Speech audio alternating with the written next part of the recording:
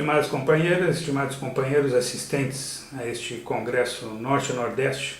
em Medicina de Emergência da Associação Brasileira de Medicina de Emergência e Desastre em Teresina, Piauí. Em primeiro lugar, queria agradecer o convite que me foi feito para proferir uma palestra na abertura deste evento e pedir desculpas, lamentar a minha ausência nessa oportunidade, dado aí uma confluência de problemas de saúde e agendas que se sobrepuseram em consequência do período que tive ausente do trabalho. Mas eu não queria perder a oportunidade, por isso resolvi gravar esse vídeo, uma tentativa de substituir a opção de comunicação direta com vocês, dadas as circunstâncias, e esperando que isso sirva como um estímulo, uma reflexão que certamente esse congresso poderia fazer com muita qualidade. Eu sou Armando Denegri Filho, médico que coordena atualmente a Rede Brasileira de Cooperação em Emergências, uma associação que desde o ano de 1995 vem lutando pela implantação no Brasil de uma política e de um sistema de saúde onde a urgência encontra um espaço relevante, posto que é uma das dimensões centrais de um sistema único de saúde como o SUS, de qualquer sistema de saúde, diga-se passagem, e que nessa disputa nós fomos construindo como rede colaborativa, primeiro uma etapa que caracterizou a nossa existência em 95 até o ano 2000, em torno à construção de um serviço nacional e, por que não, de um sistema nacional de atenção pré-hospitalar móvel, a tal ponto que a nossa rede se chamava inicialmente Rede 192, evocando a ideia de criar um sistema nacional com um número único de emergência, que seria o 192, que hoje é uma realidade, e este número dando acesso então a uma regulação médica das urgências e também a um sistema de atenção básica e avançada no pré-hospitalar. No entanto, a própria reflexão sobre a implantação desse sistema pré-hospitalar móvel no país nos levou já a partir do ano 98, a elaborar uma proposta de uma política nacional de atenção às urgências e de uma rede regional e estadual e nacional que respondesse a essas urgências no âmbito do Sistema Único de Saúde. Diga-se de passagem, ao entender isso dentro do Sistema Único de Saúde, nós temos de forma reiterada ao longo dos anos, sobretudo na última década, clamado pelo respeito aos direitos humanos e sociais no âmbito das urgências, como marco fundamental do nosso desenvolvimento e da nossa eticidade na atenção às urgências. Daí a enorme importância de todos e todas entenderem que no âmbito das urgências está sob estresse o conjunto de princípios fundamentais dos direitos humanos e sociais. A universalidade, a integralidade, a igualdade,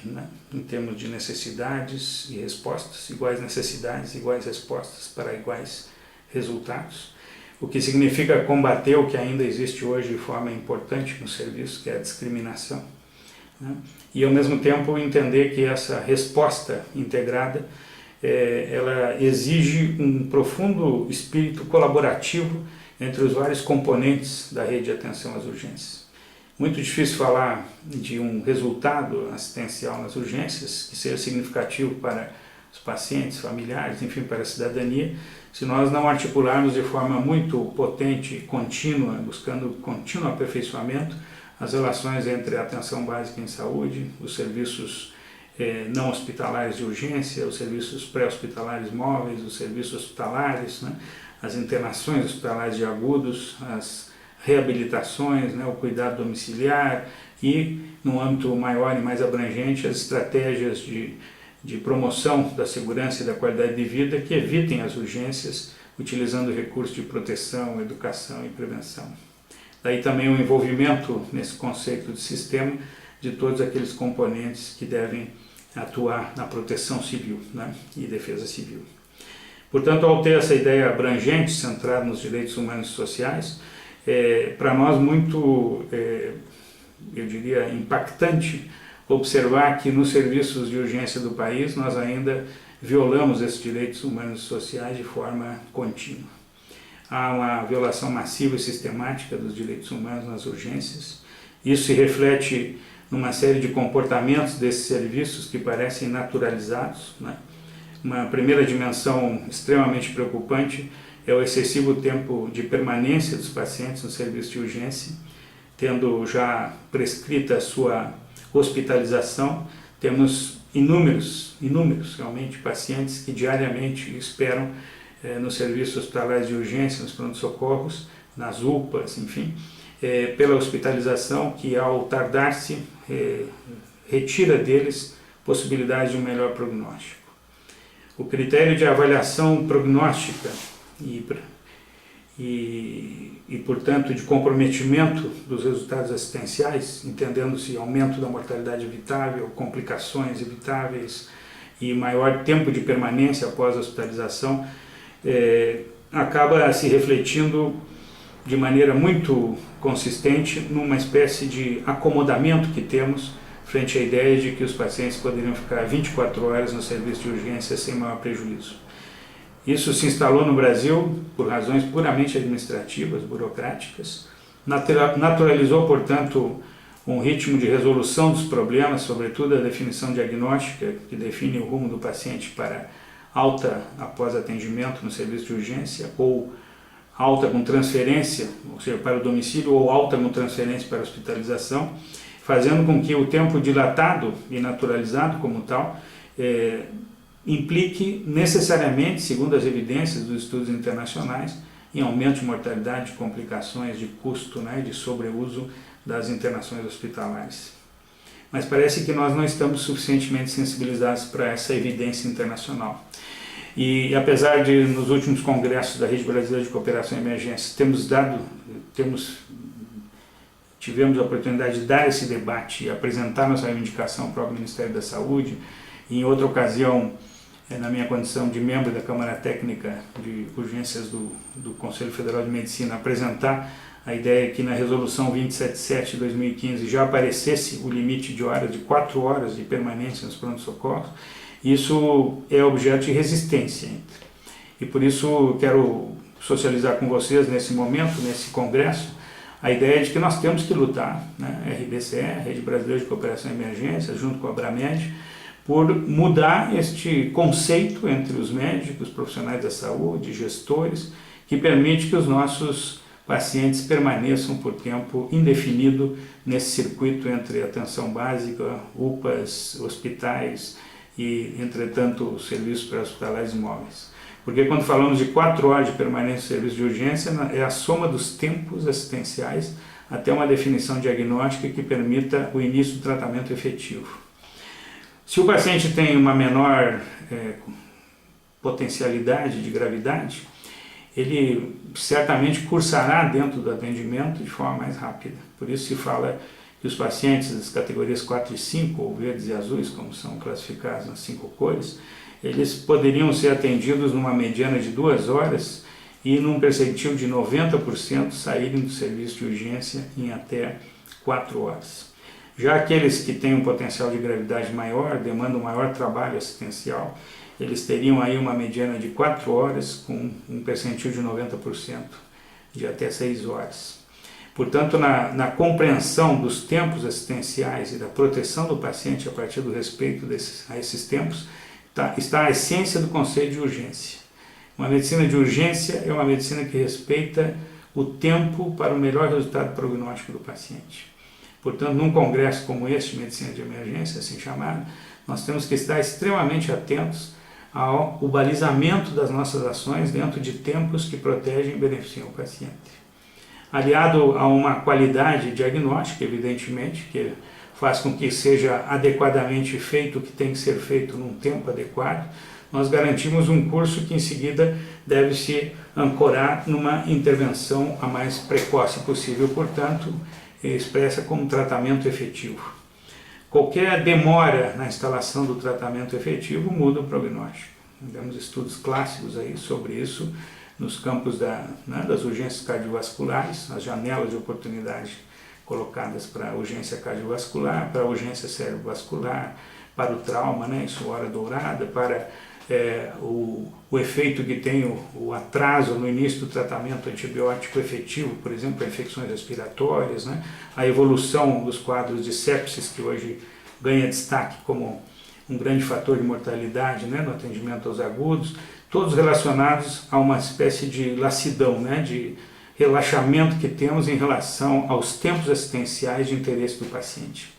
Se nós queremos de fato centrar essa nova especialidade em medicina de emergência numa gestão clínica responsável, o primeiro aspecto a ser destacado é justamente esse, de centralidade no paciente e seus familiares. E entender as necessidades dos pacientes e familiares amplia o nosso olhar sobre o papel das urgências. As urgências são também um espaço onde os pacientes vêm para morrer. Pacientes moribundos são frequentemente encaminhados por familiares ou serviços de saúde para terem um último atendimento em serviço de urgência. O serviço de urgência tem que entender que isso é parte da sua atividade. Tem que ter espaços profissionais e processos para atender isso dignamente. Também temos a frequência cada vez maior no serviço de urgência de pacientes crônicos que apresentam descompensações e que exigem no seu manejo um olhar integrado sobre a patologia de base para que a intervenção sobre esse desequilíbrio da sua condição mórbida não resulte em novos problemas, né? E, portanto, também nos exige esse tipo de exercício da medicina de emergência, urgência, como um espaço que é altamente sensível do ponto de vista social, ou seja, boa parte das nossas urgências médicas que se apresentam no serviço vêm envelopadas, vêm constituídas em um contexto de necessidades sociais que precisam de um adequado processo de atenção. Postas essas perspectivas em torno a tantas necessidades que precisamos entender dos pacientes e o compromisso pelo melhor resultado assistencial, vamos a uma segunda dimensão dessa gestão clínica obrigatória na urgência, que é do trabalho em equipe, né, interprofissional, organizado de forma a atender às várias dimensões das necessidades. E nesse sentido, a organização do trabalho em equipe e a continuidade, né, do cuidado e uma transferência responsável do cuidado entre profissões e dentro do campo de cada uma das profissões é absolutamente imprescindível. Que nós tenhamos hoje uma rarefação do processo de passagem de plantão, ou transmissão, ou discussão dos casos e tal, é absolutamente impactante negativamente sobre a qualidade assistencial. Aumentar a fragmentação assistencial e desconsiderar a continuidade horizontal do atendimento entre serviços, mas também dentro do serviço, tem sido hoje um fator de enorme prejuízo para uma atenção adequada aos pacientes e soluções aos seus problemas. Portanto, isso precisa ser profundamente entendido, principalmente nesse marco de afirmação de uma nova especialidade como a medicina de emergência. Porque o médico de emergência será, para a emergência, aquilo que o médico de família e comunidade é para a atenção básica, ou seja, o profissional organizador da atenção, o profissional que gerencia as necessidades dos pacientes e articula a interface entre essas necessidades e o conhecimento dos especialistas que podem ser chamados a apoiar esse atendimento. Nesse sentido, todo o processo de organização do espaço dos serviços em rede de atenção às urgências requer dessa função do médico que atende às emergências hoje, que não é necessariamente especialista, mas que tem que ser capacitado para tal, na sua função hoje existente, ele precisa alcançar realmente uma consciência sobre o seu papel gestor, né? E, portanto, essa perspectiva inclui uma dimensão de formação, né? Onde as novas residências de medicina de emergência, onde a prova de títulos de especialidade de emergência deverão contemplar não só o conhecimento, diagnóstico e tratamento na urgência, mas também o conhecimento em torno à gestão e organização dos serviços e das redes assistenciais em urgência. Sem falar a necessária sensibilização e conhecimento para entender que o espaço do serviço de emergência ou urgência necessariamente são espaços de uma educação permanente focada na melhoria continuada dos padrões assistenciais e dos resultados a serem alcançados pelos pacientes. Colocando essa perspectiva de uma gestão clínica responsável, a terceira dimensão que se apresenta é de uma gestão clínica preocupada com a sustentabilidade do próprio sistema de saúde em que a urgência se insere. Se nós continuarmos com uma organização anacrônica e irracional do serviço de urgência, permanentemente superlotados, sem consciência de um debate que envolve a ampliação do número de leitos, né, para atendimento à população do Brasil, dado que nós temos uma oferta de leitos infinitamente, né, insuficiente para as necessidades sociais. Esse é um debate frequentemente confuso, porque há quem diga que não falta leito, há quem diga que sobra leito, há quem diga que precisamos mais leitos, há quem diga que temos leitos, mas tem que qualificá-los, que tem que fechar os pequenos hospitais e abrir hospitais maiores, enfim. É uma discussão que chega de forma muito fragmentada para a sociedade e para os mesmos profissionais. Hoje, no Sistema Único de Saúde, nós temos em torno de 1,5 leitos por 1.000 habitantes, não mais que isso. Quando os países da OCDE, né, dos países desenvolvidos, nós temos aí em torno de 4,9 leitos por 1.000. Ou seja, nós temos uma oferta de 1/3 do que tem esses países que apostaram e desenvolveram a atenção básica em tamanho suficiente. A nossa atenção básica ainda está se expandindo, não é mesmo? E também apostaram numa ambulatorização importante, né? Por exemplo, no campo da cirurgia e tal, que nós ainda estamos distantes enquanto sistema de saúde. Essa oferta de leitos insuficiente, né? Que não é muito maior também quando somamos os leitos da saúde suplementar, e que não passa no total de 2,2 leitos por 1.000 habitantes no total, né? Total de leitos, total de população no Brasil, somada à saúde suplementar, mostra uma crise persistente, que se expressa sobretudo nos pronto-socorros, nas UPAs, com pacientes ficando retidos indefinidamente, hospitalizados num local onde não podem ser hospitalizados. Inclusive a resolução 277 do CFM diz que é proibido hospitalizar nos pronto-socorros e nas UPAs. E que, no entanto, ficam esses pacientes retidos aí porque nós não temos número suficiente de leitos efetivos, né? Os leitos efetivos entendem-se aqueles leitos com capacidade técnico-profissional e equipamentos, insumos para atender as necessidades derivadas do perfil dos pacientes que recorrem às urgências. E nesse sentido, em vez de 1,5 leitos, a gente tem em torno de 0,7 leitos por 1.000 habitantes efetivos no país, considerando porte hospitalar e capacidade resolutiva. O resultado é uma parte dos nossos hospitais, em torno de 20% a 25%, permanentemente saturados, e o restante com taxas de ocupação consideradas inadequadas, porque não tem o que oferecer para o perfil de necessidade que hoje justifica a hospitalização, principalmente dos pacientes agudos. Esse desequilíbrio, que é estrutural, ele precisa se tornar objeto de reflexão estratégica de todos os profissionais e de toda a população, e requer o desenvolvimento do sistema de saúde. Por isso, um congresso como este, que trata de urgência, não pode ignorar isso. Senão, a nossa nova especialidade de medicina de emergência vai nascer num ambiente supremamente desestruturado, onde o próprio fato dos nossos hospitais estarem permanentemente sobrecarregados nos seus pronto-socorros, de frequentemente os hospitais ficarem de costas para o pronto-socorro, ou seja, protegerem o espaço da internação em detrimento da organização de uma resposta para a urgência. Isso, nos próprios Estados Unidos, houve um debate muito forte nos últimos anos para a adoção do protocolo, que finalmente foi adotado, chamado de protocolo de plena capacidade, onde a evidência científica mostrou o seguinte: o paciente fica mais protegido e a mortalidade diminui se ele for internado em leitos extras nas enfermarias, em lugar de ficar hospitalizado ou em leitos de corredor nos pronto-socorros. Isso foi um debate feroz, mas que finalmente se impôs devido ao reconhecimento das evidências que mostravam que o paciente realmente ficava mais protegido, mesmo em leito extra, nas enfermarias.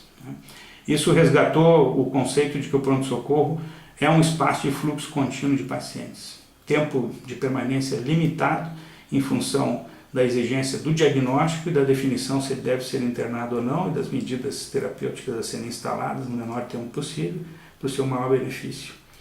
Essas são questões que frequentemente nós não discutimos no serviço de urgência. Reclamamos da falta de estrutura, da dificuldade da gestão do trabalho na urgência, mas não vemos as questões estruturais que precisam ser enfrentadas para que a urgência, de fato, tenha um ambiente que não seja marcado apenas pela escassez e pela fragilidade, né, da nossa capacidade de resposta. Ao mesmo tempo que avançaremos, né, no médio e longo prazo, criando uma massa crítica de novos profissionais da emergência ou da urgência, como prefiro chamar conceitualmente,